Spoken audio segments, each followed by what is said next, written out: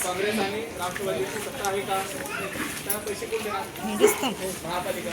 महापालिकेचं बजेट असं आहे की पैसे द्यायला सुद्धा त्यांना परवडत नाही. त्यामुळे आता सुरुवात केली असेल तिथे त्यांच्याकडे पैसा पगार द्यायला सुद्धा नाही. तो विकास करायला काय आणि थोडे विकास करायला त्यांनी केंद्र काढली. पाटणचे गेले 3 वर्ष पैसे दिले. त्यामुळे नवीन कोणी काम करायला तयार होत नाही. विकास करायचा असेल, डेव्हलपमेंट करायची असेल तर आपल्याला शासनाकडून महाराष्ट्र शासनाकडून पैसा आणावा लागेल आणि ते आणण्यासाठी आपला मंत्री असला पाहिजे आणि ते आपल्या नगरविकास मंत्री, समाज कल्याणचे मंत्री आणि उद्योगाचे मंत्री तिनेही शिवसेनेच्या एकनाथ शिंदेच्या नेतृत्वाखाली काम करणारे दोन्ही महाराष्ट्रातून आणि त्यांचे आमदार मंत्री आहेत. जो विकास करायला निधी नुसता 2 नंबरलाच नाही तर सांगली मिरजपाड महापालिकेमध्ये जी जबाबदारी मी घेतलेली आहे त्याला निधी कमी पडू देणार नाही. म्हणजे एवढे आमदार गोळा केलेला परत